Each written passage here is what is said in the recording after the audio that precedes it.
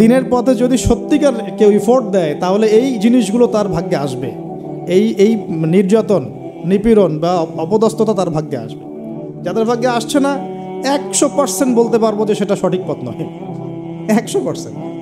হ্যাঁ, সঠিক পথের ডানে বামে আমরা চোরা রাস্তা খুঁজি তো, সঠিক ক, সঠিক খ, সঠিক গ, হ্যাঁ, সঠিক অল্প সঠিক, বেশি সঠিক, একটু বেশি সঠিক, মানে এরকম আর কি। সত্যিকার অর্থে ওই রকম সঠিক পথে গেলে এগুলো আসবে। এটা একটা ফলসিফিকেশন টেস্ট। যাদের উপর এগুলো আসতেছে সন্দেহ নাই যে ইনশাআল্লাহ তারা সঠিক পথে আছে। তারা সারা দুনিয়া থাক না থাক ওই ব্যক্তি সঠিক পথে আছে, না হলে তার উপরে এগুলো আসতো না। এখন যাই হোক, ওইদিকে যাচ্ছি না আমি। এখানে এই দুজন রাসূল সেম ভূমিকা পালন করলেন। ব্যাস, এবার রাজা তাকে গ্রেফতার করা শুরু করল। কোন রাজা? আন্তাকিয়া শহরের রাজা। রাজা কিন্তু খ্রিস্টান ধর্মাবলম্বী ছিলেন। রাজা খ্রিস্টান ধর্মাবলম্বী ছিলেন না। খ্রিস্টান ধর্মাবলম্বী হওয়ার জন্য ঈসা আলাইহিস সালাম তাকে দাওয়াত দিচ্ছিলেন এই দুজন রাসূলের মাধ্যমে। তো রাজা তখন এই দুজন ব্যক্তিকে ধরে রেখে দিল। এই দুজন ব্যক্তির নাম এক একটা কিতাবে এক এক রকম এসেছে। আমি 3টা নাম পেয়েছি আর কি। একটা হচ্ছে, প্রথম ব্যক্তির নাম ছিল ইউহান্না, হ্যাঁ। দ্বিতীয় ব্যক্তির নাম ছিল রাসূল, কিন্তু তারা মানে কার রাসূল? ঈসা আলাইহিস সালামের প্রেরিত দূত। এই দূত অর্থে বলছে রাসূল। একজনের নাম ছিল বাউলাস, একজনের নাম হচ্ছে ইউহান্না, একজনের নাম কি ছিল? বাউলাস। আর অন্য একটা বর্ণনা আসছে যে একজনের নাম ছিল সাদেক, আর একজনের নাম ছিল মাসদুক। একজনের নাম সাদেক, একজনের নাম মাসদুক। আচ্ছা, এই দুজন এখন গ্রেফতার। তো এবার তাদেরকে রেখে দেওয়া হয়েছে। ঈসা আলাইহিস সালাম আরও একজন ব্যক্তিকে তাদের সাহায্যের জন্য পাঠালেন। এটাই হলো কোরআনের এই আয়াতটা, যে ওয়াদরিব লাহুম মাসালান আসহাবাল ক্বরিয়া ইয জাআহাল মুরসালুন ইয আরসালনা ইলাইহিম ইসনাইন ফাকাযযাবুহুমা ফাআজ্জাজনা বিসালিস। যখন তাদের দুইজনকে অস্বীকার করা হলো, আমি আরও একজনকে পাঠালাম। এই আরও একজনের নাম হচ্ছে আপনার শামউন। কি নাম? শামউন। এই শামউন ছিল খুবই বিচক্ষণ। এখান থেকে আমাদের শিক্ষা আছে একটা। দাওয়াতি কাজ করতে চান, দিন নিয়ে চলতে চান, দিন প্রচার করতে চান, বা দিন নিয়ে বড় স্বপ্ন দেখেন, এই শামউনের মধ্যে শিক্ষা আছে। কীরকম শিক্ষা? এই শামউন গিয়ে সরাসরি তাদেরকে বলল না যে আমি ওই দুজনকে বাঁচাতে আসছি, বরং শামউন নিজের পরিচয় গোপন করে ফেলছে। শামউন নিজের পরিচয় গোপন করে সে অর্ডিনারি মানুষের রূপে সমাজে মেলামেশা শুরু করল। সে মোটামুটি একটা ছদ্মবেশ ধারণ করেছে আর, এবং আস্তে আস্তে আস্তে আস্তে রাজার ঘনিষ্ঠ মানুষদের সাথে তার একটা সম্পর্ক তৈরি হয়েছে। এমনও বহু মানুষ কিন্তু এখন সমাজের মধ্যে আছে না? সরাসরি ইমান জানান দিতে পারে না, কিন্তু ভিতরে ভিতরে ইসলামকে সমর্থন করে, আছে না? আমাদের প্রতিটা ডিপার্টমেন্টে এমন ভাই বোন আছে কিন্তু যারা ইসলামকে মন থেকে সাপোর্ট করে, কিন্তু হয়তো চাকরির ভয়, এটার ভয় মানে এক্সপোজ করতে পারে না। তো প্রথমত সে সেভাবে নিজেকে গুটিয়ে নিল। এক পর্যায়ে রাজার কাছে তার নাম ছড়িয়ে পড়লো। সে একদিকে তাদের সাথে মেশে, আরেকদিকে সে আল্লাহর কাছে দোয়া করে, নামাজ পড়ে, সেজদা করে। সে কিন্তু একজন আধ্যাত্মিক গুণে গুণান্বিত মানুষ। এক পর্যায়ে রাজার দৃষ্টি আকর্ষিত হলো তার প্রতি। ওই যে ইউসুফ আলাইহিস সালামের প্রতি রাজার দৃষ্টি আকর্ষিত হয়েছিল না? স্বপ্নের ব্যাখ্যা কেউ দিতে পারে না, ইউসুফ দিয়ে দিলেন। 7 বছর দুর্ভিক্ষ হবে, ওকে আমার কাছে নিয়ে আসো, ওকে আমার কাছে নিয়ে আসো, আমি তাকে আমার নিকটস্থ কাছের মানুষ বানিয়ে দিব। তো রাজা বা শাসক যদি সৎ হন, মনের মধ্যে যদি সততা থাকে না, তিনি খুঁজে বের করতে পারবেন কার দ্বারা আসলে জাতির খেদমত হওয়া সম্ভব। এটা দায়িত্ব তাদের খুঁজে বের করা যে কোন কোন মানুষদেরকে কাছে নিয়ে আসলে দেশের বা জাতির খেদমত হবে। এই সৎ সাহস তো সবাই দেখাতে পারে না। এখন এই রাজা মোটামুটি এদিক থেকে বিচক্ষণ ছিল। সে এই শামউনকে কাছাকাছি নিয়ে আসলো, নিয়ে এসে বলল যে তোমার সব কথাবার্তা আমার কাছে খুব ভালো মনে হয়, তোমার জ্ঞানতাত্ত্বিক কথাবার্তাগুলো তুমি বলো, এগুলো খুব ভালো মনে হয়, তো তুমি আমার কি উপকার করতে পারো? তো শামউন বলছে যে আমি শুনেছি যে আপনার জেলখানায় 2জন ব্যক্তি আছে। কোন 2জন? আগে 2জন গ্রেপ্তার। তো তাদের ব্যাপারে আপনার কি মন্তব্য? আমার মন্তব্য, আমি আসলে ভাবার সময় পাইনি তাদেরকে নিয়ে, রাজা খুব ব্যস্ত ছিল। তাকে আমার কাছে নিয়ে আসেন, আমি কিছু কথা বলতে চাই তাদের সাথে। শামউনের কথা শুনে রাজা নিয়ে আসলেন তাদের 2জনকে। এবার শামউন কৌশলে এই 2 ব্যক্তির মাধ্যমে রাজাকে দাওয়াত দিচ্ছে। শামউন এদেরকে বলছে যে তোমরা কোন আল্লাহর ইবাদত করো, কোন আল্লাহর কথা বলছো, আমাদের এখানে তো এমন কোনো আল্লাহ নাই। তখন তারা আবার ব্যাখ্যা দিচ্ছে, আমরা সেই আল্লাহর কথা বলি যে আল্লাহ ছাড়া কোনো ইলাহ নাই, যিনি আসমান থেকে বৃষ্টি বর্ষণ করেন, যিনি মৃতকে জীবিত করেন, ইত্যাদি ইত্যাদি। তাওহীদের সব কথা তারা বলা শুরু করলেন, এবং রাজা কিন্তু শুনছে। শোনার মাধ্যমকে শামউন নিজে। তাহলে এখানে আমাদের শিক্ষা আছে না? তা আপনারা একটু ইসলামের পথে আসলেই সমাজ থেকে ডিসকানেক্টেড হতে চান কেন? সমাজের মধ্যেই থাকতে হবে, সমাজের মধ্যে থেকেই আপনি সমাজের ভিতর ইসলাম ছড়িয়ে দিবেন ইনশাআল্লাহ। ঠিক আছে, ইনশাআল্লাহ একদিন সমাজ পরিবর্তন হবে। আমরা যদি সমাজ থেকে ডিসকানেক্টেড হয়ে যাই তাহলে তো সমাজ নষ্ট হয়ে যাবে। তো দেখুন, অনেক যুবক ছেলে আমাদেরকে বলে, ভাইয়া নামাজ পড়তাম না, এখন নামাজ পড়ি, এখন বিসিএস পরীক্ষা দিব না ভাবছি। কেন দিবেন না? ওর সাথে কী সম্পর্ক? ওর সাথে কী শত্রুতা? আপনি আরও বড় বড় পোস্টে যান, মানুষকে তাওহীদের দাওয়াত দেন, তাওহীদ প্রতিষ্ঠার চেষ্টা করেন। আল্লাহ হেফাজত করুন, আল্লাহ তৌফিক দান করুন। এখন এই শামউনের থ্রু দিয়ে এই দুই ব্যক্তি রাজাকে দাওয়াত দিলেন, মাশাআল্লাহ। এবার রাজা জিজ্ঞাসা করছে যে কোনো মোজেজা আছে নাকি, কোনো অলৌকিকত্ব দেখাতে পারবে? আমরা যে আল্লাহর ইবাদত করি, মাঝে মাঝে কিন্তু জিনের উপাসনা করলে কিছু অলৌকিকত্ব দেখা যায়। অলৌকিকত্ব না, মানে ভেলকিবাজি দেখানো যায় আর কি। দেখবেন জিনতাত্ত্বিক যারা চর্চা করে দেখবেন ভেলকি দেখায় মানুষকে। আপনি কোনো কবিরাজের কাছে গিয়েছেন, আপনাকে বলে দিবে যে 2 বছর আগে তুই এটা করছিলি না, এরকম কিন্তু বলে দেবে। আপনাকে ধাক্কা লাগলো যে হ্যাঁ তাই তো, আমার তেমন হয়েছে। আসলে ও যে জিনের উপাসনা করে, ওই জিন আপনার যে কারিন আছে এর সাথে কানেকশন ফিক্স করে। কারণ আপনার জিন ফিউচার জানে না, কিন্তু আপনার জিন তো আপনার হিস্ট্রি জানে। আপনার জিন আপনার হিস্ট্রি জানে। তো তখন আপনার কাছে মনে হলো হ্যাঁ তাই তো, আমি তো অমুক দিন অমুক মেয়ের জন্য দাঁড়াইছিলাম ওইখানে। হ্যাঁ আচ্ছা ঠিক আছে। এখন সে বলল যে হ্যাঁ আমরা মৌজাদা দেখাবো ইনশাআল্লাহ। কি মৌজাদা? 7 দিন আগে একটা বাচ্চা ওই রাজ দরবারে মারা গেছে। কয়দিন আগে? দাফন হয়নি এখনো, 7 দিন আগে মারা গেছে, লাশ সংস্কার হয়নি, লাশের অবস্থাও ভালো না। এখন এই দুই ব্যক্তি আল্লাহকে সব দোয়া করলেন, আল্লাহ আজকে যদি তুমি মৌজাদা আমাদের হাত দিয়ে আমাদের মাধ্যমে দেখাও, ইনশাআল্লাহ এরা তাওহীদের উপর চলে আসবে। তো আল্লাহ রাব্বুল আলামিন মুআজিজা দেখালেন, ওই 7 দিনের মৃত বাচ্চা জীবিত হয়ে উঠল। এবার জীবিত হয়ে সে বলে উঠল যে আমি আসমানে দেখেছি, এই বাচ্চা বলছে এবার, আমি আসমানে দেখেছি একজন সুন্দর, মানে চুলের বর্ণনা দেওয়া হয়েছে যে আমরা যেটাকে সিল্কি চুল বলি আর কি, লম্বা কাত পর্যন্ত সিল্কি চুলওয়ালা একজন মানুষ, একজন ব্যক্তি 3 জনের জন্যে আল্লাহর কাছে দোয়া করছে। কয়জনের জন্যে? তার মানে সে মেবি ঈসা আলাইহিস সালামের দিদার পেয়েছে, মেবি, আল্লাহ ভালো জানেন, এটা বারজাক। এখন রাজা এবার হকচকিয়ে গেল, 3 জনকে কে? আমরা তো 2 জন জানি, 3 জনকে। তখন ওই ব্যক্তি বলছে শামউন একজন, এই ব্যক্তি একজন। তখন শামউন দেখলেন যে রাজার এর উপর বেশ প্রতিক্রিয়া সৃষ্টি হয়েছে কথার উপরে। তখন শামউন আরও বড় চাপ দিল এই 2 জনকে যে না, তোমাদের এটা হয়তো কোনো জাদু হতে পারে। শামউন, তোমাদের কোনো জাদু হতে পারে, আমাদের এই রাজার এক মেয়ে মারা গেছেন, তোমরা পারলে তাকে জীবিত করে দেখাও দেখি। এবার তারা 2 জন আবার সেজদায় পড়ে গেলেন, আল্লাহর কাছে দোয়া করলেন। আল্লাহ রাব্বুল আলামিন ওই রাজার দীর্ঘদিন আগে মৃত্যুবরণকারী একজন মেয়ে, তাকে কবর থেকে জীবিত করে তুলে দিলেন। এই মেয়ে একই কথা বলছে যে আমরা দেখেছি এই 3 জনের জন্য একজন ব্যক্তি আল্লাহর কাছে দোয়া করছে। এবার মাশাআল্লাহ মুআজিজা প্রকাশ পেয়ে গেল। কিন্তু এই মুআজিজা প্রকাশ পাওয়ার পরেও আপনারা তো জানেন যে ফেরাউনের সামনে কতগুলো মুআজিজা দেখানো হয়েছে, 9টা। কয়টা?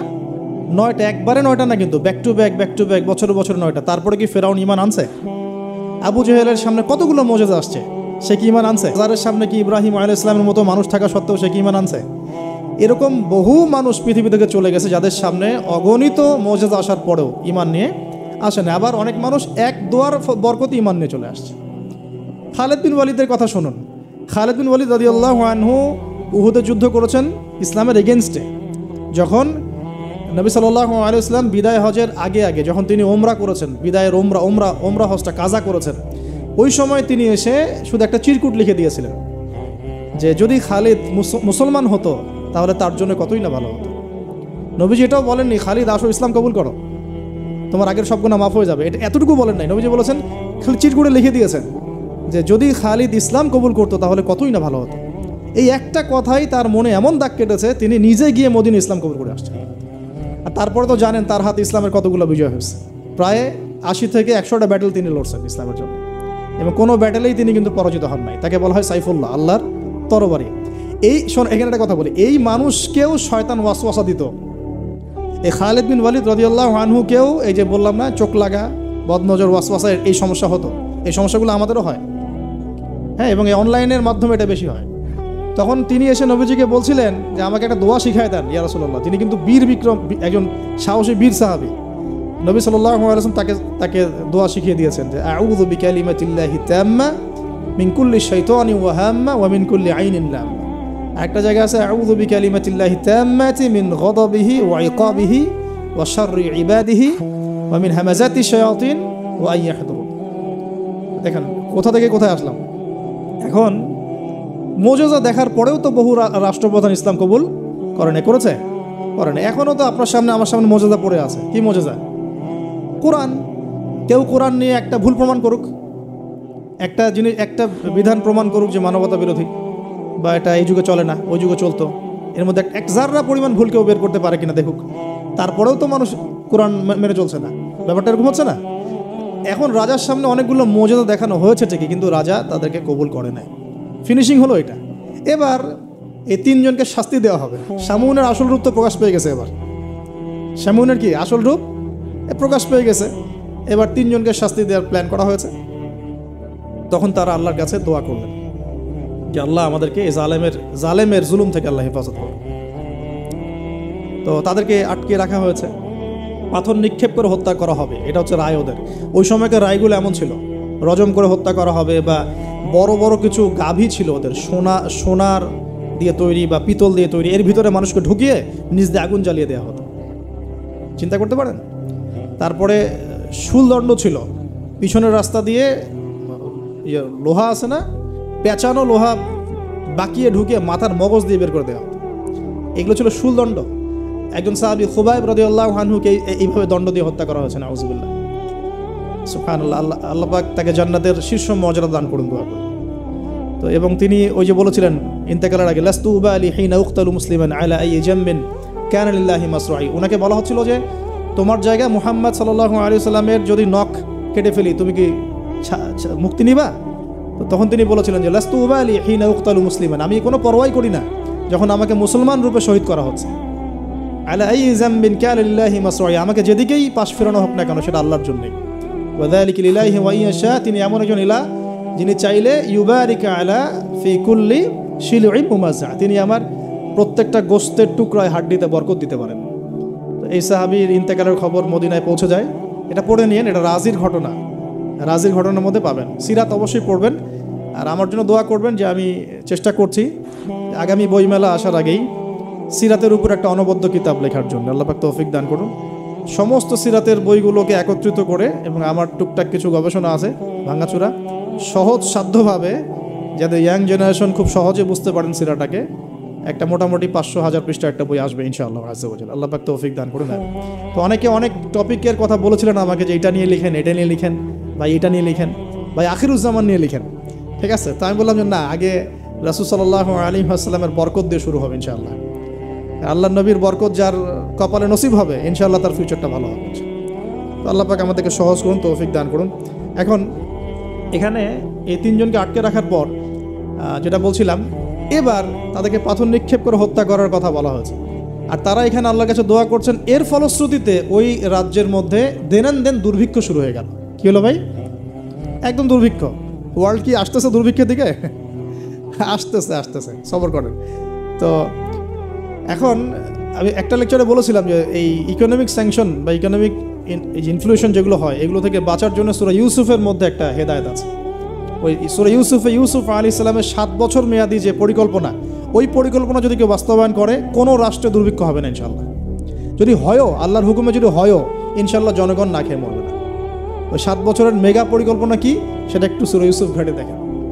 তার মূল জিনিসটাই হচ্ছে অপচয় নষ্ট করা, অপচয়টাকে রোধ করা। অপচয় নষ্ট করা না, মানে অপচয়কে রোধ করা, সমস্ত রকম অনিয়ম বন্ধ করা, এবং ফিউচারের জন্যে খাবার এবং সম্পদগুলো সঞ্চয় করতে থাকা। যেমন আমরা কিন্তু অনেক অপচয় করি, খাবার নষ্ট করি, গ্যাস নষ্ট করি, তেল নষ্ট করি, নষ্ট করি, কিন্তু আবার প্রয়োজনের চেয়ে বেশি ব্যবহার করি। আবার দেখা যায় যে অনেক প্রকল্প হাতে নিচ্ছি কিন্তু পুরোপুরি বাস্তবায়িত হচ্ছে না, দুর্নীতি হচ্ছে, ইত্যাদি ইত্যাদি। এগুলোকে যদি বন্ধ করা যায়, আপনি ইন ফিউচার একটা জাতির ইকোনমিক বিষয়টা সাস্টেইন করতে পারবেন ইনশাআল্লাহ। তো আমি ইকোনমিক্স নিয়ে অন্য একদিন ইনশাআল্লাহ কোনো একটা সেমিনার করবো ইনশাআল্লাহ তাআলা। আজকে বলছি এতটুকু যে ইউসুফ আলাইহিস সালামের অর্থনৈতিক যে মেগা পরিকল্পনা 7 বছর, এটা যে নিতে পারবে, যে সমাজ, যে রাষ্ট্র গেইন করবে ইনশাআল্লাহ, সাকসেস। এই জিনিসগুলো আমাদের ঊর্ধ্বতন কর্তৃপক্ষদেরকে বোঝানো উচিত, দাওয়াতটা পৌঁছানো উচিত। হয়তো বা তারা জানেন না, এমন হতে পারে যে তাদেরকে যুগের সাথে তাল মিলিয়ে কেউ বোঝাতে পারেনি এখন পর্যন্ত, এমন হতে পারে। এই জন্য আমরা সবার প্রতি আমভাবে দাওয়াতের নসিহত করব, কারোর প্রতি আমরা কোনো শত্রুতা পোষণ করতে যাব না। কারণ আমাদের সমাজের এই মানুষগুলো কিন্তু আমাদেরই ভাই, আমাদেরই বোন, আমরাই। হয়তো কেউ হেদায়েত পেয়েছে, কেউ পায় নাই, কেউ বুঝে আসছে, কেউ আসে নাই, ইত্যাদি। এখন এই মানুষগুলো দোয়া করছেন তিনজন, এইভাবে বলছি, ইউহান্না, বাউলাস এবং শামউন। হ্যাঁ, অথবা অন্য বর্ণনা আসছে সাদেক, মাসদুক এবং শামউন। তারা দোয়া করছেন, এদিকে দুর্ভিক্ষ চলছে।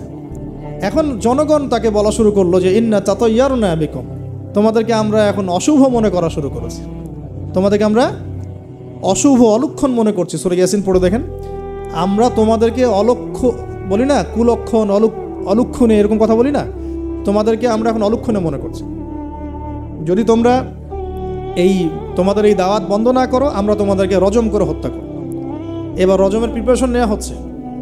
এবার সেই ঘটনা, ওয়াজা মিন আকসাল মাদিনাতি রাজুলুন ইয়াসআ। এবার ওই মদিনা মানে কিন্তু নগর, মদিনা মানে একটা শহর, মদিনা মানে ওই শহরের দূরবর্তী একটা জায়গা থেকে, দূরবর্তী জায়গা মানে কোনটা, ঢোকার এন্ট্রেন্সটা, ওই যে হাবিবে নাজ্জার মনে আছে, ওয়াজা মিন আকসাল মাদিনাতি রাজুলুন ইয়াসআ, একজন ব্যক্তি দৌড়ে আসলো, ইয়াসআ মানে দৌড়ে আসলো, ইয়াসআ ক্বালা ইয়া কওমি ইত্তাবিউল মুরসালিন, দৌড়ে এসে তখন তার ওই ব্যক্তি কওমকে বলছে, হে আমার কওম, এই রাসূলদের অনুসরণ করো। সুবহানাল্লাহ, কোন ব্যক্তি এটা? তাহলে এখানে আমাদের যারা সাধারণ মুসলিম আছে, আমাদের শিক্ষা আছে নাকি? হাবিবে নাজ্জার কত বড় একটা সাহসিকতার পরিচয় দিল এখানে। দেখেন, সে দৌড়ে এসে যখন শুনতে পারলো যে ওই রাসূলদেরকে হত্যা করার প্রিপারেশন নেওয়া হয়েছে, দৌড়ে এসে কওমকে বলছে, হে আমার পুরো কওম, তোমরা রাসূলকে অনুসরণ করো। ইত্তাবিউ মান লা ইয়াসআলুকুম আজরান ওয়া হুম মুহতাদুন, তোমরা সেই রাসূলদের অনুসরণ করো যারা তোমাদের কাছে কোনো প্রতিদান চাচ্ছে না এবং তারা হেদায়েত প্রাপ্ত আছে। সুবহানাল্লাহ। ওয়া মা লিয়া লা আ'বুদু আল্লাযী ফাতারানি ওয়া ইলাইহি তুরজাউন। তাকে এবার এই হাবিবে নাজ্জারকেও ধরা হয়েছে, তুইও আর এই গ্রুপে আসিস, তাহলে ওকেও ধরে মারার প্রিপারেশন নেওয়া হয়েছে এবং তার রজমটা আগে করা হয়েছে আর কি। এই তাফসীর বলছে যে এই রজমটা আগে করা হয়েছে। শেষ পর্যন্ত এই রাসূলদেরকে হত্যা করা হয়েছে কিনা এটা আমি স্পষ্ট করে পাইনি, কিন্তু এই হাবিবে নাজ্জারকে যে হত্যা করা হয়েছে এটা স্পষ্ট করে পেয়েছে, একদম স্পষ্ট করে জালালাইনে আসছে এই জিনিসটা। এখন তাকে ধরা হলো, তুইও তাদের গ্রুপের মধ্যে একজন। তো সে বলছে, ওয়া মা লিয়া লা আ'বুদু আল্লাযী ফাতারানি ওয়া ইলাইহি তুরজাউন, আমি কেন আল্লাহর ইবাদত করব না? তার অ্যানসারটা এরকম, আমি কেন আল্লাহর ইবাদত করব না যে আল্লাহ আমাকে এভাবে সৃষ্টি করেছেন এবং তার কাছে আমাকে ফিরে যেতে হবে? কোন লজিকে আমি তার ইবাদত করব না? মানে তাওহীদের যত রকম সংজ্ঞা তিনি শেখালেন, বললেন, বোঝালেন, মানুষ বুঝতে চাইল না। এবার তাকে রজম করা হচ্ছে এবং সুবহানাল্লাহ, ওয়া মা লিয়া লা আ'বুদু আল্লাযী ফাতারানি ওয়া ইলাইহি তুরজাউন আ'তাখিযু মিন দুনিহি আলিহা ইন ইউরিদনি আর-রাহমানু বিদুররিন লা তুগনি আন্নী শাফাআতুহুম শাইআ ওয়া লা ইউনকিযুন ইন্নী ইযাল লাফি দালালিম মুবিন। তিনি বলছেন যে আল্লাহ আমাকে সৃষ্টি করেছেন, সে আল্লাহর আমি ইবাদত না করে আমি কার ইবাদত করব? আল্লাহ রাব্বুল আলামিন যদি আমাকে কোনো কল্যাণ করতে চান, কেউ ঠেকাতে পারবে না। আল্লাহ পাক যদি কোনো অকল্যাণ করতে চান, কেউ আমাকে বাঁচাতে পারবে না। আর আমি যদি এই তাওহীদ জানার পরেও শিরকে যাই, তাহলে আমি স্পষ্ট বিভ্রান্তির মধ্যে থাকবো। তার লজিকগুলো কত চমৎকার। এবার তাকে হত্যা করা হচ্ছে আর কি। হ্যাঁ, সুবহানাল্লাহ। ইন্নী ইযাল লাফি দালালিম মুবিন ইন্নী আমানতু বিরাব্বিকুম ফাসমাউন। সে বলছে, ইন্নী আমানতু বিরাব্বিকুম ফাসমাউন, তোমরা আমাকে হত্যা করছো কিন্তু জেনে রাখো যে তোমরা শুনে রাখো, জেনে রাখো না, ফাসমাউন তোমরা শুনে রাখো, তোমরা আমাকে হত্যা করছো করো, কিন্তু শুনে রাখো যে আমি ঈমান এনেছি আমার রব এবং তোমাদের সবার রবের প্রতি। আমি তোমাদের এইসব তন্ত্রমন্ত্র, শিরিক, কুফর এসবে বিশ্বাস করি না। এবং এই রজমে যখন তার মৃত্যু হয়ে যায়, বলা হচ্ছে যে মৃত্যুর আগেই অথবা মৃত্যুর সময় তাকে আল্লাহ রাব্বুল আলামিন তার জান্নাতের ঘরটা দেখালেন এবং তাকে বলা হচ্ছে যে কিলা দুখুলিল জান্নাহ ক্বালা ইয়া লাইতা কওমি ইয়ালামুন। সুবহানাল্লাহ, ক্বালা ইয়া লাইতা কওমি ইয়ালামুন। তখন যে বলছে, হায় আমার জনপদ, হায় আমার কওম, যদি তারা জানতো, যদি তারা বুঝতো যে আল্লাহ পাক আমাকে কি পরিমাণ নিয়ামত দিয়েছেন, কোন জান্নাতে আমি আছি, এইটা যদি আমার জনগণ বুঝতো তাহলে সবাই ঈমান নিয়ে আসতো। দেখেন, কোরআনে এই ব্যক্তির নাম উল্লেখ করা হয় না। ওয়াজা আমিন আকসাল মাদিনাতি রাজুল, মানে দূরবর্তী জায়গা থেকে একজন লোক ছুটে আসছে। কে সেই লোক আল্লাহর কাছে এটা বড় কথা নয়, মানে নামটা কি সেটা বড় কথা নয়, তার আকীদাটা কি, তার আমলটা কি, তার তাওহীদটা কি, এটা সবচেয়ে বড় কথা। তো এখন এই হাবিবে নাজ্জারের এই শাহাদাত হয়ে গেল এবং আন্তাকিয়াবাসীর উপরে এবার কি হলো আল্লাহ পাক সেটাও বলছেন। তাওহীদের স্পষ্ট দাওয়াত পাওয়ার পর যখন তারা স্বীকার করলো না, তারা আবু জেহেলের মতো আচরণ করলো, আবু লাহাবের মতো আচরণ করলো, উতবা সাহেবার মতো আচরণ করলো, ওই ফেরাউন নমরুদ তাদের মতো আচরণ করলো। হিস্ট্রি কিন্তু একই, সব একই জনপদে ঘুরছে গেলে। এই মুশরিকদের মতো আচরণ যখন অব্যাহত থাকলো, আল্লাহ পাক বলছেন যে আমি তাদের উপরে কোনো বড় সেনাবাহিনী পাঠাই নাই, আমি তাদের উপরে কোনো বড় সেনাবাহিনী পাঠাই নাই, কোনো বাহিনী নাজিলও করি নাই। শুধু ছিল এটা সয়হাতান ওয়াহিদা, একটা মাত্র বড় বিকট চিৎকার। ইন কানাত ইল্লা সয়হাতান ওয়াহিদা, শুধুমাত্র একটা বজ্রনিনাদ, প্রচণ্ড শব্দে আল্লাহ পাক পুরো কওমকে ধ্বংস করে রেখে দিলেন। এই কওমে কতজন মানুষ ছিল? হয়তো বা 1 লাখ, 2 লাখ, 3 লাখ, 4 লাখ, 5 লাখ, 10 লাখ, আল্লাহ ভালো জানেন। এর মধ্যে 4 জন ব্যক্তির নাম আমরা পাচ্ছি তাওহীদপন্থী। ওই 4 জন ব্যক্তিকে কেন্দ্র করে ইয়াসিন আয়াত নাজিল হয়েছে। রাসূল সাল্লাল্লাহু আলাইহি ওয়াসাল্লাম মক্কায় হয়তো হাজার হাজার মানুষ ছিল, কিন্তু আমরা আবু বকর, ওসমান, ওমর, আলীর নাম মনে রাখছি। আসহাবুল কাহফের মধ্যে হয়তো হাজার হাজার লাখ লাখ মানুষ ছিল, কিন্তু আমরা ওই 7 জন বা 9 জন যুবকের কথা মনে রাখছি। খেয়াল করে দেখেন, ইব্রাহিম আলাইহিস সালামের সময় হয়তো লাখ লাখ মানুষ ছিল সমাজের মধ্যে, কিন্তু আমরা মনে রাখি ইব্রাহিম আলাইহিস সালাম, লূত আলাইহিস সালামের কথা, বিবি সারা আলাইহিস সালামের কথা, হাজরা আলাইহিস সালামের কথা, এই কয়জন মানুষের কথা, ইসমাইল, ইসহাক।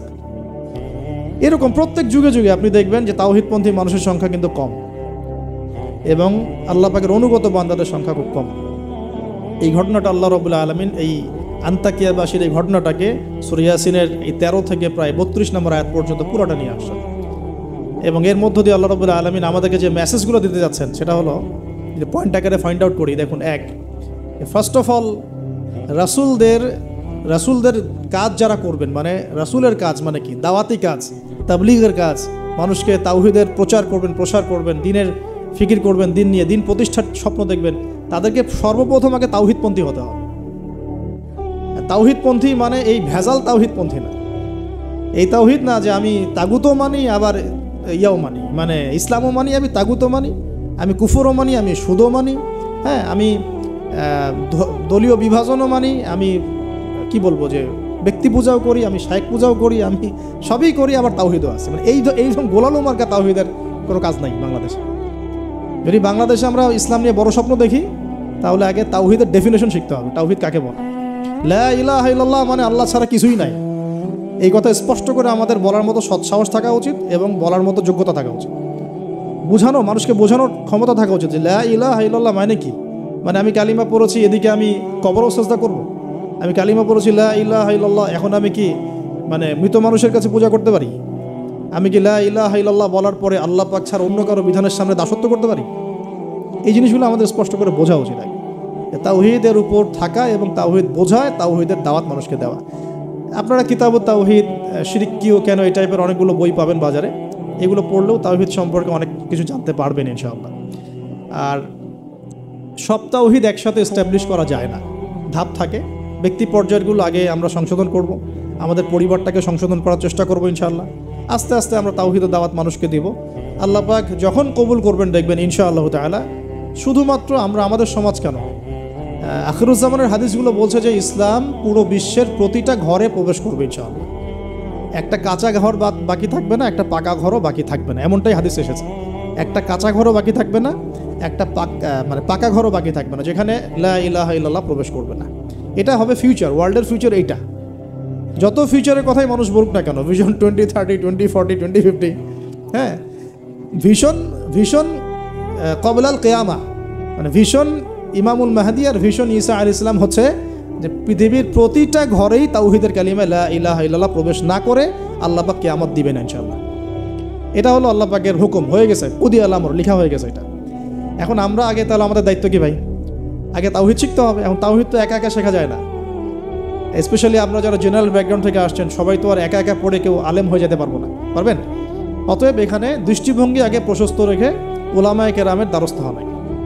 ওলামায়ে কেরামের দ্বারস্থ হওয়ার সময় সাম্প্রদায়িক হয়ে যাবেন না, যে আমি এই আকীদা ফলো করি, এই মানহাজ ফলো করি, এই মাযহাব ফলো করি, বাস ইনাদেরকেই ধরে বসে থাকবো, আর কারো কাছে যাব না।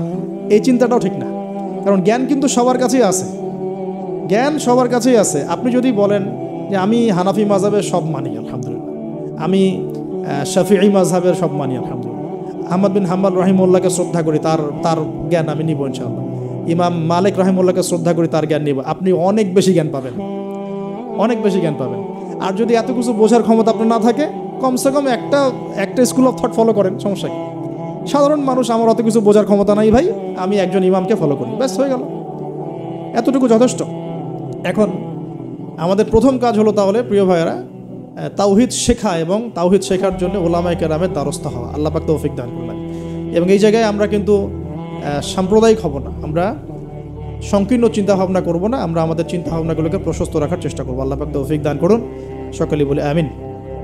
সেকেন্ড পয়েন্টটা আমরা ফাইন্ড আউট করতে পারি, দেখুন দাওয়াত দেওয়ার সময় রাসূলগণ কিন্তু ধনী গরিব ভেদাভেদ করে দাওয়াত দেন। হাবিবে নাজ্জার কী ছিল পেশা? একজন কাঠমিস্ত্রি। আমরা তো রিক্সাওয়ালাকে দাওয়াত দিয়ে গিল্টি ফিল করি, আমাদের প্রেস্টিজ ইস্যু হয়, ওকে দাওয়াত দিব কিসের ইসলামে? হ্যাঁ, তো আমরা সমাজে ছোট বড়, ধনী গরিব, পাপী ফাসেক জালেম মুত্তাকি সব শ্রেণীর মানুষের মধ্যে দাওয়াতি কাজ করবো ইনশাআল্লাহ। আল্লাহ পাক তৌফিক দান করুন আমিন।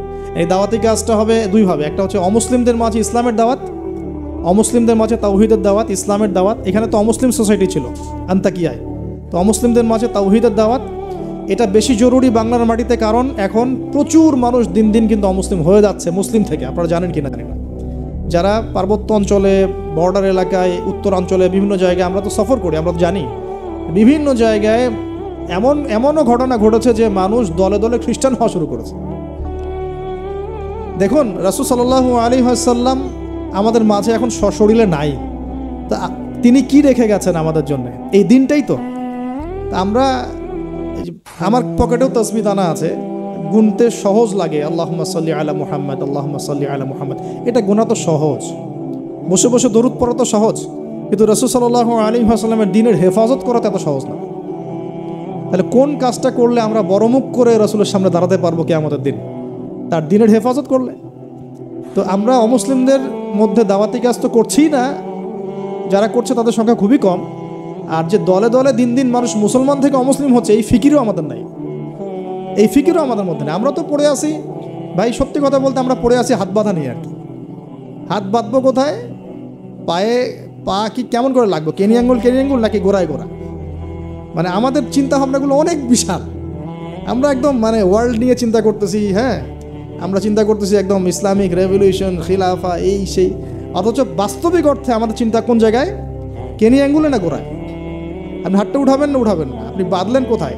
অনেকের অ্যাটিটিউড এতটাই এগ্রেসিভ, মনে হয় যে হাত নিচ থেকে উপরে আসা মানে হচ্ছে অমুসলিম থেকে মুসলমান হয়েছে। আগে অমুসলিম ছিল, ভাবটা এমন যে আগে মুসলমান ছিলাম না ভাই, আগে দিন কিছুই বুঝতাম না, এখন আমি একদম পরিপূর্ণ সহিতে আসছি। তার মানে আগে আপনি সহিতে ছিলেন না। যারা এখন যে কোনো একটা মাযহাব ফলো করে, যেমন হাম্বলি মাযহাব ফলো করে মিডল ইস্টের মানুষরা, তারা বেশিরভাগই হাম্বলি মাযহাব ফলো করে। মালিকি মাযহাব ফলো করে দেখেন আফ্রিকান কন্টিনেন্টের মানুষরা। ইন্দোনেশিয়ার ওদিকে যাবেন, মালয়েশিয়া, ওখানে দেখবেন শাফঈ মাযহাব প্রচুর। এই সাবকন্টিনেন্টের মধ্যে হানাফি মাযহাবের প্রচলনটা বেশি। তার মানে কি এরা কেউই হকের উপর নাই? এই থটসটা আমরা কোথায় পেলাম? হ্যাঁ, এমন হতে পারে যে কিছু কিছু কাজ বা আমল মাযহাবের নামে চলছে, যেটা হয়তো কোরআন সুন্নাহ সমর্থন করছে না, সেক্ষেত্রে আমরা ওটা সংশোধন করবো, অবশ্যই করবো, কেন করবো না? তো আমরা আমাদের দৃষ্টিভঙ্গিটা একটু বড় করি, এইটাই ইসলাম নয়। এখান থেকে এখানে আসলাম মানে ইসলাম একদম আমার পরিপূর্ণ ঢুকে গেছে, বিষয়টা এমন নয়। আমাদের বড় চিন্তা করতে হবে। তাওহীদ, দিন দিন তাওহীদ বাংলার মাটি থেকে মানুষ শুষে নিচ্ছে।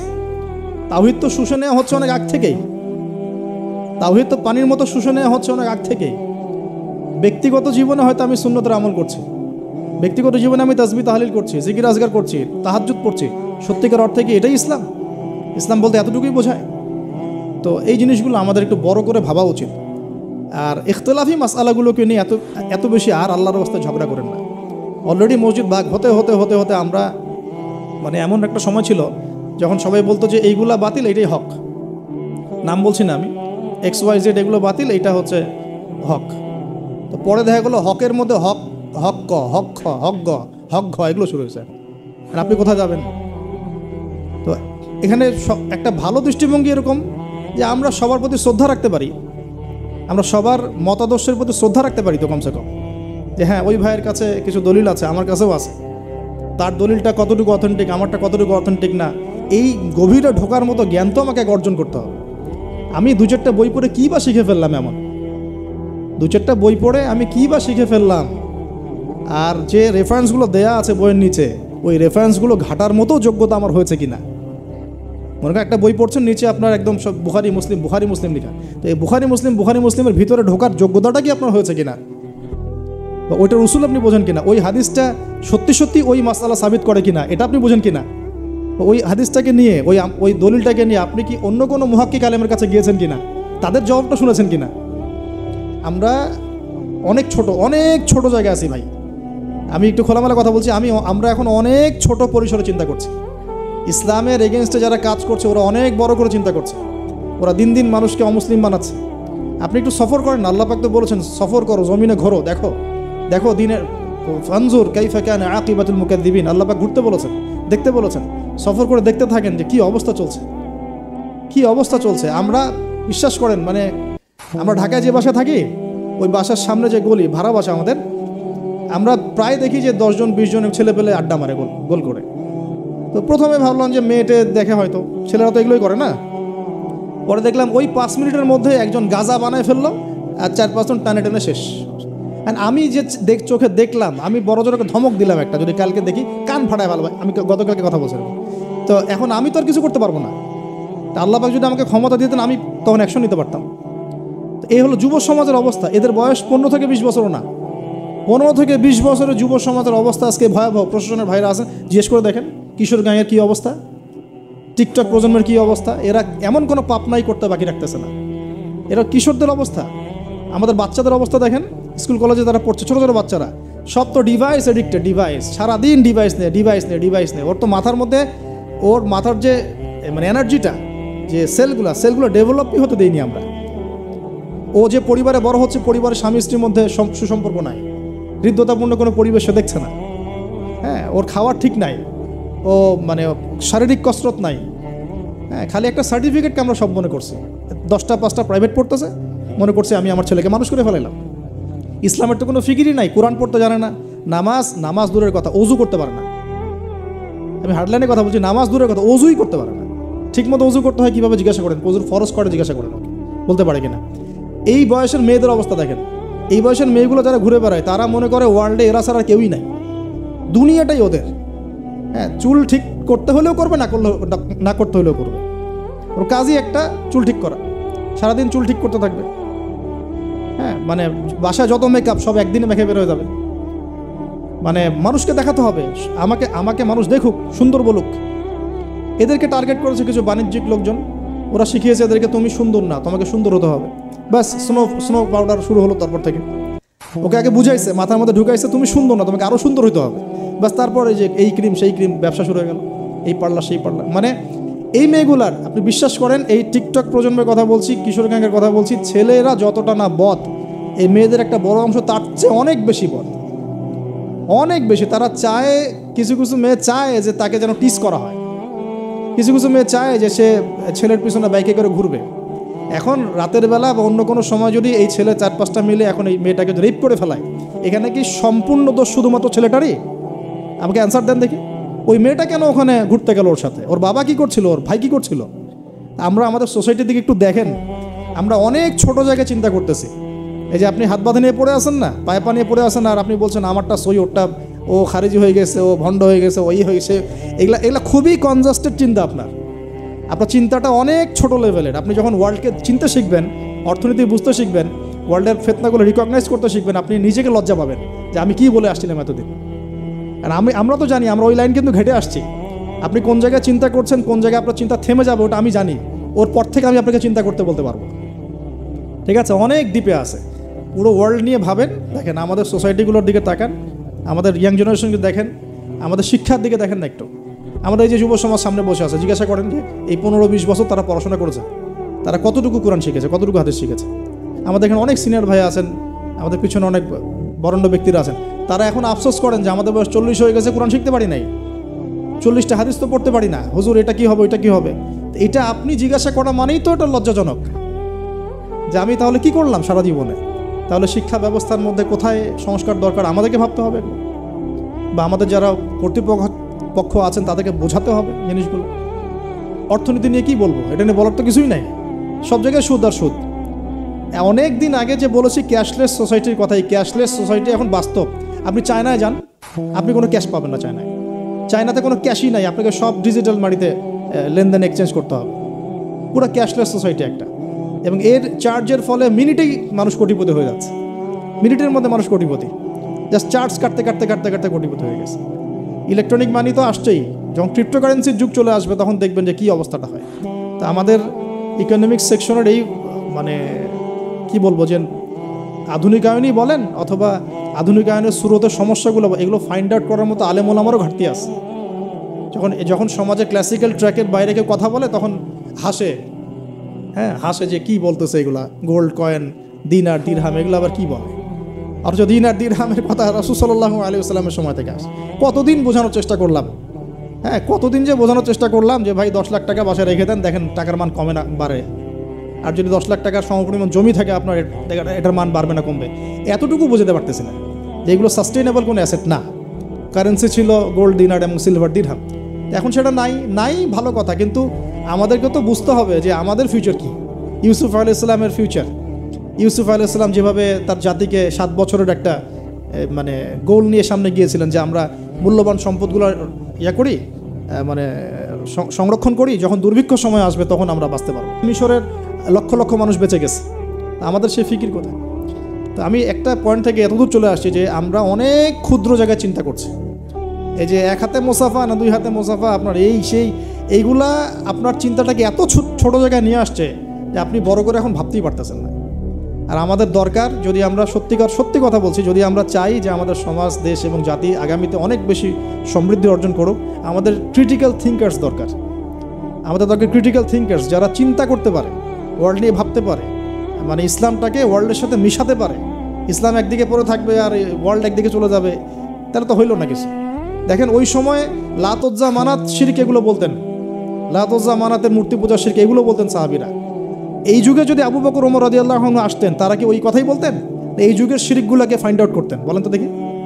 নিঃসন্দেহে তারা এই যুগের সাথে আপডেটেড থাকতেন। তা আমাদেরকে এই যুগের সাথে আপডেটেড থাকতে হবে। তো আল্লাহ পাক আমাদেরকে তৌফিক দান করুন, আমিন। তো যেটা বলছিলাম যে আমার শ্রদ্ধেয় দিনী ভাইয়েরা, প্রথমে আমরা তাওহীদটা শিখবো ইনশাআল্লাহ, তাওহীদটা শিখবো ইনশাআল্লাহ, তাওহীদের চর্চা করব। নিজের পরিবারটাকে আগে আপনি তাওহীদপন্থী বানান, আপনাকে সমাজ নিয়ে আগে ভাবতে হবে না, আগে আপনি আপনার পরিবারটাকে তাওহীদপন্থী বানিয়ে ফেলেন। আল্লাহ পাক তৌফিক দান করুন। আপনার সন্তানদেরকে তাওহীদ শেখান, আপনার স্ত্রী, আপনার সন্তান, আপনার মেয়ে, আপনার আত্মীয় স্বজন, এদের মাঝে আপনি আগে দাওয়াতি কাজটা করার চেষ্টা করেন। আল্লাহ পাক তৌফিক ইনায়াত করুন। এবং এটা একা একা শেখা যাবে না। আমি বলছি যে দিনই ইলম অর্জন করব, অবশ্যই মুহাক্কিক আলেম খুঁজব। আমি কোনো আলেমের নাম বলে দিব না, কারণ আমি একটা নাম বললেই অপোজিশন আছে, বলবে যে না ওনাকে তো আমি মানি না। আমি যদি বলি যে আমি আল্লামা তাকি উসমানীকে খুব ফলো করি, ভালোবাসি, পছন্দ করি, তারও তো হেটার্স আছে না? তো বলবে যে আপনি ফলো করেন, আমি করি না, আপনি মানেন, আমি মানি না। তো এই জন্য আমি কোনো নাম বলতে যাচ্ছি না। আপনি আপনার বুঝ অনুযায়ী, আপনার কাছে সারা ওয়ার্ল্ড ঘেটে যে মনে হয় যে না এই আলেম হকের উপর আছেন, তার কথাগুলা ভালো, তার ইলমি গভীরতা ভালো, তিনি সাম্প্রদায়িক না বা ইত্যাদি, তিনি হকের উপর আছেন, হক বলতে দ্বিধা করছেন না, হক বাতিলের সাথে মিক্স করছেন না, মানে আপনি বুঝেন, আপনাকে তো আল্লাহ পাক মেধা দিয়েছেন, আল্লাহ পাক তো আপনাকে বিবেক দিয়েছেন, আপনি বোঝার চেষ্টা করেন। তবে আমি রিকোয়েস্ট করবো একটা জিনিস এখানে, যে আপনি আলেমদেরকে দলে দলে ভাগ করে দিয়েন না, এবং আলেমদের মধ্যে সাম্প্রদায়িকতা সৃষ্টি করেন না, আলেমদের মধ্যে শত্রুতা বাড়ায় দিয়েন না। আপনি মৌমাছির মতো হন, এটা আমার নসিহত, আপনি মানবেন কি মানবেন না আপনার বিষয়। আমি এটা ফলো করার চেষ্টা করি, যে আমি নিজেকে একজন মৌমাছি মনে করি। আমাকে যদি বলেন যে এই যে রিক্সাওয়ালা রিক্সা আমাকে নামিয়ে দিল বাসায়, তার কাছেও আমার শেখার কিছু আছে। আপনি যদি মৌমাছি হন, আপনি এখান থেকে শিখতে পারবেন, অবশ্যই শিখতে পারবেন। এরকম অনেক শেখা আমরা শিখেছি। এখানে হাবিবে নাজ্জার ইতিহাসে জাজল্যমান হয়ে থাকলো, কিন্তু ওই রাজার নাম ইতিহাসে আসে নাই। একজন কাঠমিস্ত্রির নাম ইতিহাসে জাজল্যমান হয়ে থাকলো। হাবিবে নাজ্জারকে আল্লাহ পাক বললেন যে উদখুলুল জান্নাহ, জান্নাতে ঢোকো। সে বলছে ইয়া লাইতা কওমি ইয়ালামুন, হায় আমার কওম যদি জানতো জান্নাত কত সুন্দর জায়গা। অতএব প্রিয় ভাইরা, মৌমাছি হয়ে যান, যেখানে হক পাবেন, ভালো ভালো দিনই ইলম পাবেন, আপনি সেটা নেওয়ার চেষ্টা করেন। পরে আস্তে আস্তে যখন আপনার ম্যাচুরিটি বাড়তে থাকবে, আপনি বুঝবেন যে আসলে কোনটা হকের সবচেয়ে বেশি কাছাকাছি। আপনি ধরেন মেডিকেল সায়েন্স পড়েছেন, ইঞ্জিনিয়ারিং পড়েছেন, এখন আপনি বোঝেন না যে ক্লাস 8, 9, 10-এ কোন জায়গায় গ্যাপ ছিল, বুঝতে পারি না আমরা। এভাবে আস্তে আস্তে গ্র্যাজুয়ালি আপনি যেতে থাকেন, এক পর্যায়ে আল্লাহই আপনাকে সেই এলেম, প্রজ্ঞা, হিকমা দিবে, আপনি চূড়ান্ত লেভেলে বুঝতে পারবেন যে হ্যাঁ এইটা ঠিক আছে, এখানে থাকলে কোনো সমস্যা নেই। আর বাংলাদেশে যত হকপন্থী ওলামায়ে কেরাম আছেন, হোক সালাফি ঘরানার বা হানাফি ঘরানার বা ইত্যাদি, হক সবার মধ্যেই আছে, সবার মধ্যেই আছে। তবে কিছু কিছু ব্যক্তি আছে, উভয় ঘরানারই কথা বলছি, কিছু কিছু ব্যক্তি যারা আমানতের সাথে খেয়ানত করছে। ওই জিনিসটা বুঝতে হলে আপনাকে ওই লেভেলে যেতে হবে। আপাতত আপনি সব ওলামা ইকরামকে শ্রদ্ধা রাখেন, শ্রদ্ধা রেখে আপনি এলিম অর্জনের চেষ্টা করেন, যেটা আপনার কাছে পাচ্ছেন, আপনি আপনার শহরে পাচ্ছেন, আপনার কাছাকাছি পাচ্ছেন। আর একটা রিকোয়েস্ট করবো যে অনলাইনে আহলুল ফেসবুক ওয়াল ইউটিউব হয়ে যাবে না। ফেসবুক ইউটিউব দেখে দিন শেখা যাবে না। ফেসবুক ইউটিউব দেখে আমরা মাঝে মাঝে কিছু তথ্য নিতে পারি, কিন্তু এই জগৎটা ইহুদি খ্রিস্টান দ্বারা নিয়ন্ত্রিত এবং একটা ফেতনার জগৎ। এখানে জিবরাইল আলাইহিস সালামকে চুবাই দেন, মানুষ তাকেও গালি দেওয়া শুরু করবে। হ্যাঁ, এখানে যে কোনো নবীকে নিয়ে আসেন, মানুষ তাকেও গালি দেওয়া শুরু করবে। এটা যে এত জঘন্য একটা জায়গা, এখানে কাউকে আর ভালো মানুষ রাখে নাই কেউ। যে কোনো আলেমের নাম বলেন, আমি তার ব্যাপারে 10টা খারাপ বের করে দিতে পারবো, আর আমার ব্যাপারে 11টা পারবো আর কি। ঠিক আছে, যে কোনো মানুষের কথা বলেন, কাউকে ভালো রাখে নাই। তো এইখান থেকে এলেম নেবেন না। এখান থেকে আপনি হয়তো কিছু তথ্য পাবেন, আবার তো সব তথ্য কিন্তু সঠিক না। এখানে রাতকে দিন বানানো যায়, দিনকে রাত বানানো যায়। ঠিক আছে, তো আপনি আলেমের দ্বারস্থ হবেন, তার কাছে যাবেন, সিলেবাস বলবেন যে আমি এই লেভেলে পড়েছি, আমার জেনারেল লাইনে এই পর্যন্ত পড়া হয়েছে, আমি এখন এই পড়াশোনা করছি, আমাকে একটা আমার মতো করে সিলেবাস করে দেন। দেখবেন আলেমরা কিন্তু একটা সিলেবাস আপনাকে আপনার লেভেলে করে দিবে। আমার লেভেলের সিলেবাস আপনার সিলেবাস এক হবে না, কিন্তু আমার লেভেলে যে সিলেবাস, আমাকে যে সিলেবাস করে দেওয়া হচ্ছে, সেটা কিন্তু আপনার মতো হবে না, আপনারটা আমার মতো হবে না। আপনাকে আমি যদি বলি, আপনাকে প্রথমে দেওয়া হবে কোরআন তেলাওয়াত শেখার ব্যাপার, নুরানি শিখবেন আপনি আগে, তারপর নাজেরা শিখবেন, তারপর আপনি হিপসে কিছু অংশ হিপস করবেন, তারপরে আরবি, যে এসো আরবি শিখি টাইপের বইগুলো আছে, এসো সরফ শিখি, এসো নাহু শিখি, এগুলো শিখবেন, ক্লাসিক্যাল অ্যারাবিক ল্যাঙ্গুয়েজ শিখবেন, তারপরে আপনি এবারত পড়ার যোগ্যতা অর্জন করবেন, দেন আপনি আস্তে আস্তে হাদিসের কিতাবগুলো মোতালা করবেন, এইভাবে যাবেন, সিরাত পড়বেন। কিন্তু সবার সিলেবাস তো একরকম হবে না। এই সিলেবাস ভিত্তিক পড়াশোনা না করলে, বিক্ষিপ্ত পড়াশোনা, আজকে এই বই, কালকে ওই বই, কালকে সেই, একদম মাথাটা ম্যাসাকাট হয়ে যাবে। এই বিক্ষিপ্ত মাথা দিয়ে আপনি না কিছু চিন্তা করতে পারবেন, না সত্য মিথ্যা বুঝতে পারবেন। তখন আপনার মাথাটাকে যে কোনো দিকে নিয়ে যাওয়া সম্ভব। আমার মাথা এত সহজে যে কোনো দিকে নেওয়া সম্ভব হবে না ইনশাআল্লাহ, বিকজ আমি এগুলো সব ঘাটাঘাটি করেছি। এমন একটা কথা বললেই আমি ফট করে গ্রহণ করবো না, কিন্তু আমি কিন্তু বিষয়টাকে অনেক গভীরে গিয়ে যাচাই বাছাই করে তারপর সিদ্ধান্তে আসার চেষ্টা করব। কিন্তু যারা বিক্ষিপ্ত মানসিকতার, যে কোনো দিকে নেবেন, বাতাস ওই দিকে দৌড়ানো শুরু করবে। এবং বাংলাদেশে যে চরমপন্থার যে একটা ব্যাপার আছে না, চরমপন্থী একটা আকীদার ব্যাপার আছে, এইটা এই বিক্ষিপ্ত মানসিকতারই ফলশ্রুতিতে হয়েছে। তারা যদি কনস্ট্রাকটিভ সিলেবাসে পড়াশোনা করতো না, তাদের মানসিকতা এমন হতো না, উগ্র হতো না। তারা বুঝতো, সমাজ বুঝতো, রাষ্ট্র বুঝতো, বিশ্ব বুঝতো, ওইভাবে তারা ইসলামকে নিয়ে যাওয়ার চেষ্টা করতো। আল্লাহ পাক আমাদের সবাইকে বুঝগুলো অর্জন করার তৌফিক দান করুন। আমি আসলে অল্প সময়ে অনেক বেশি কথা বলতে চাই, হয়তো একটু এলোমেলো করে ফেলছি। তাওহীদের চর্চা, পরিবার, সমাজ, আস্তে আস্তে আত্মীয়দের মধ্যে, এবং দ্বীনি ইলম অর্জন, ওলামায়ে কেরামের সোহবত, এই কথাগুলো বেসিক কথা। এর পাশাপাশি আমরা বলবো যে দেখুন, এই প্রত্যেক যুগে যুগে আন্তাকিয়াবাসীর যে অবস্থা ছিল, প্রত্যেক যুগে যুগেও কিন্তু তাওহীদ আর শিরকের কনফ্লিক্ট এমনই ছিল। আপনি আবু জেহেলের যুগ বলেন, আবু লাহাবের যুগ বলেন, উতবা সাহেবার যুগ বলেন, ফেরাউন নমরুদের যুগ বলেন, সেম হিস্ট্রি। এখন আমাদের ওয়ার্ল্ড অ্যাফেয়ার্সও সেম, আমাদের ওয়ার্ল্ডেও এইভাবেই চলছে। এখানে শিরক আছে, এখানে কুফর আছে, আমাদের ওয়ার্ল্ডে সুদ আছে, আমাদের ওয়ার্ল্ডে জিনা আছে, আমাদের ওয়ার্ল্ডে পর্নোগ্রাফি আছে। যত পাপ আছে পৃথিবীতে, এই সমস্ত পাপের গ্লোবালাইজেশন হয়েছে এই ওয়ার্ল্ডে। আমরা একটা ভয়ঙ্কর বিশ্বে বাস করি। আমাদের মতো ভয়ঙ্কর বিশ্বে মনে হয় যে ওই আবু জেহেলরাও থাকে না। বিশ্বাস করেন না এটা? আবু জেহেলের যুগে শিরক ছিল, এটা গ্লোবালাইজেশন ছিল না।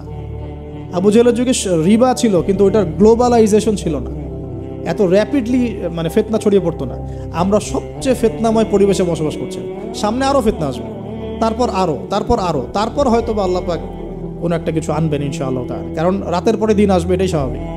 তো এখন এই ফিতনাগুলো পরিবেশে আমাদের কিভাবে আমরা চলবো? তাহলে ফার্স্ট অফ অল আমাদের ইলম অর্জন এক নাম্বার। তারপরে আমি বলবো যে আমাদের ইলম অনুযায়ী বেশি বেশি আমল দরকার, অনেক বেশি আমল দরকার, এবং অনেক বেশি আলেমদের সাথে সোহবত দরকার। এই সোহবতে আমাকে দিন শেখাবে, আমল উৎসাহিত করবে। একা একা না থাকা, কিছু দিনই ভাই মিলে অ্যাটলিস্ট একটা অ্যাসোসিয়েশন বা ফাউন্ডেশন বা কিছু একটা সোশ্যাল কোনো ওয়ার্ক, মানে এরকম কিছু নন পলিটিক্যাল, নন প্রফিটেবল, এগুলোর মধ্যে থাকা, তাহলে আপনি মানে একে অপরের সাথে মোজাকারা করে চলতে পারবেন। বা এগুলো করতে না পারলেও যে কোনো একটা বৃহত্তর জামা, যেমন যেটা ক্লাসিক্যাল ট্রেন্ড আছে, কেউ কওমির মধ্যে আছেন, কেউ তাবলিগে আছেন, কেউ সালাফিজমে আছেন, মানে একটা ঘরানা ফলো করে চলা, তাহলে আপনার কিছু দিনী ভাইয়ের সাথে আপনি মানে মিলেমিশে থাকতে পারবেন, আপনাকে ইসলাহ সংশোধন করতে পারবে একজন আরেকজনের। আর এখানে বিভক্তি না বাড়ানো, ঐক্যবদ্ধ থাকতে গিয়ে আবার বিভক্ত বানায় দল ক্রিয়েট না করে ফেলা। মনে করেন আমরা একটা ফাউন্ডেশন করলাম, এই ফাউন্ডেশনটাকে একটা দল মনে করা, না মনে করা যে আমি আমারটাই সত্য মিথ্যা চূড়ান্ত মানদণ্ড, এরকম মনে না করা, বরং আপনাকে সবার সাথে মিউচুয়াল করে চলার চেষ্টা করতে হবে। মানে হকপন্থীদের কথা বলছি, হকপন্থীদের সাথে মিউচুয়াল করে চলার চেষ্টা করতে হবে। তো না হলে ওইটা আবার আরেকটা ফেরকা হয়ে যাবে আর কি। হক প্রতিষ্ঠা করতে গিয়ে নতুন একটা ফেরকার জন্ম দিয়ে ফেলেন না, যেটা হয়েছে বাংলাদেশে হক প্রতিষ্ঠা করতে গিয়ে মানুষ বহু ফেরকার জন্ম দিয়ে ফেলছে। এমন যে বললাম না, হক ক, হক খ, হক গ, হক ঘ, কেউ কারোর সাথে কারো আবার মিল নেই। কয়ের আমির একজন, খয়ের আমির একজন, গয়ের একজন, ঘয়ের একজন, এইরকম হজবরল একটা হসপস অবস্থা হলো তো সমস্যা। তো একসাথে থাকবো। শোনেন, এই কথাটা খুব ভালো করে শোনেন, আব্দুল মালিক সাহেবের বই থেকে কথাটা বলছি, আমি অনেক শ্রদ্ধা করি। মতানৈক্য থাকবে, তার উপর ঐক্য হবে। মতানৈক্য আছে, ওই ভাই আমার ধরেন যে বাবরি চুল পছন্দ করে, আমি করি না। ওই ভাই মনে করেন যে কি বলবো, রফিল আদান করে, আমি করি না। ওই ভাই মনে করেন যে কি বলবো, যে হ্যাঁ জোরে আমিন বলে, আমি আসতে বলি। মতানৈক্য তার সাথে আমার আছে, কিন্তু তারপরেও আমাকে একসাথে থাকতে হবে। এরকম অবস্থায় না আসতে পারলে আপনি বাংলাদেশ কেন, সারা ওয়ার্ল্ড অ্যাফেয়ার্স চিন্তা করে মুসলিমদের ঐক্যবদ্ধ কোনো প্ল্যাটফর্ম বা কোনো রকম রেভলিউশন এটা আসলে সম্ভব হবে না। বরং এই সুযোগগুলো কাজে লাগায় অমুসলিম যারা আছে, ইসলামের শত্রু যারা আছে, এরা আপনাকে আরও ডিভাইড অ্যান্ড রুল নিতে থাকবে। End of the day you will destroy yourself, আপনি নিজেকে ধ্বংস করে ফেলাবেন। আর এরপরে আমাদের এখনকার করণীয় হচ্ছে ফিতনাগুলো রিকগনাইজ করা, ফিতনাগুলো চিহ্নিত করতে শেখা যায়, কোন কোন জায়গায় কোন কোন ফিতনা আছে, তারপরে সেখান থেকে বাঁচার পদ্ধতিগুলো গ্রহণ করা। আর একটা কথা বারবার জোর দিয়ে বলছি আমি, ইলম অর্জনের কোনো বিকল্প নাই, প্রচুর পড়াশোনা করতে হবে। আল্লাহ পাক আমাদের সবাইকে প্রচুর পড়াশোনা করার তৌফিক দান করুন। মনে করেন এখন থেকে নিয়াত করেন যে ইনশাআল্লাহ আগামী 10 বছর আমরা ডানে বামে এত না দেখে পড়াশোনাই করতে থাকবো ইনশাআল্লাহ। খালি পড়াশোনা করতে থাকেন। আপনাকে এখন রাষ্ট্রের দায়িত্ব নেওয়ার দরকার নেই, আপনি পড়াশোনা করেন, দিনই ইলম অর্জন করেন, প্রচুর পড়াশোনা করেন, করে আপনি ডিনামাইট হন ভিতর থেকে, ঠিক আছে? ইনশাআল্লাহ আপনার আমার যদি যোগ্যতা থাকে, আল্লাহ যদি আমাদের মধ্যে কবুল মানে ইসলাহ দেখেন, সংশোধন দেখেন, মানে খালেস নিয়াত দেখেন, হ্যাঁ খুলুসিয়াত দেখেন, আল্লাহ পাক চাইলে আপনাকে অন্ধকার থেকে তুলে রাষ্ট্রের নেতা বানাইতে পারেন না? ওই যে জেলখানার কূপ থেকে তুলে ইউসুফ আলাইহিস সালামকে রাষ্ট্রের দায়িত্ব দেওয়া হয় নাই? এই দায়িত্ব কে দিয়েছে? আল্লাহ পাক দিয়েছে। তো এটার যোগ্যতা, পড়াশোনা করুন, প্রচুর ইলম অর্জন করার চেষ্টা করি, আল্লাহ পাক তৌফিক এনায়েত করুন। এর সাথে আমলটা বাড়াই, উলামায়ে কেরামের সোহবত এবং তাসকিয়া মানে আত্মশুদ্ধি। ডেইলি আমরা যে কাজগুলো করি এর মধ্যে দোয়া থাকবে, জিকির থাকবে, হ্যাঁ তাসবিহ তাহলিল থাকবে, কোরআন তেলাওয়াত থাকবে। কোরআন তেলাওয়াত মিস দিয়ে না, প্রত্যেক দিন কমপক্ষে 1 ঘন্টা কোরআন তেলাওয়াত করে, বা 1 ঘন্টা না পড়ে 1 পারা কোরআন তেলাওয়াত করে, 1 পারা টার্গেট নেন যে আমি পার ডে 1 পারা করে কোরআন তেলাওয়াত। এবং আমার ওস্তাদ আমাকে নসিহত করেন, ওনার নাম হাবিবুর রহমান, উনি বলছেন যে তিনটা কাজ কোনোদিন ছাড়বা না, কোনোদিনও ছাড়বা না। এক হচ্ছে প্রতিদিন কোরআন নর্মাল তো তেলাওয়াত করোই, একটা পৃষ্ঠা হলেও অর্থসহ পড়বে, একটা পৃষ্ঠা হলেও অর্থসহ। এই যেমন 5টা আয়াতের উপর আমরা কিন্তু আজকে আলোচনা করলাম, 4-5টা আয়াতের উপরে অর্থসহ পড়বে। 2 নাম্বার হচ্ছে রাসূল সাল্লাল্লাহু আলাইহি ওয়াসাল্লামের হাদিস 4-5টা করে প্রতিদিন পড়ার চেষ্টা করুন, একটা বিশুদ্ধ বই থেকে। আর রাসূলের সিরাত, জীবনী 2-3টা পৃষ্ঠা হলেও পড়ার চেষ্টা করুন প্রতিদিন। এই কাজগুলো করলে হয় কি, ঈমান তাজা হয়। আপনি ওযুর ফজিলত জানেন, অনেক দিন আগে পড়েছেন, এখন ওযু করতে গেলে সেই ফিলটা আপনি পাবেন না। এটা আপনি এখনই ওযুর ফজিলতটা আরেকবার পড়ে যান, দেখেন আপনি ওযু করতে গেলে একটা ফিল পাবেন যে এটা আমার গুনাহ মাফ হচ্ছে। এটা হচ্ছে ইলম অর্জনের ফলে আমাদের কিন্তু ঈমানটা রিচার্জ হয়।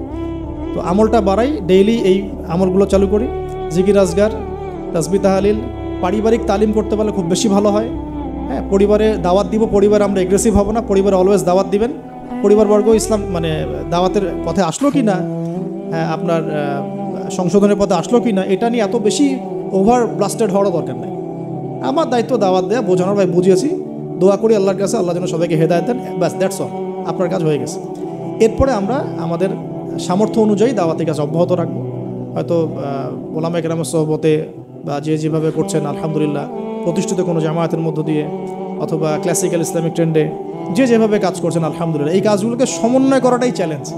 বাংলাদেশে প্রচুর কাজ হয় ইসলামের, আল্লাহ পাক কাকে যে কবুল করবেন, আমি খুব মনে মনে দোয়া করি আল্লাহ পাক যেন একজন যোগ্য মানুষকে কবুল করেন, যিনি এই দিন ইসলামের যে কাজগুলো দেশে চলছে এগুলোকে যেন ইউনাইটেড করতে পারেন। এইটা চ্যালেঞ্জ আর কি।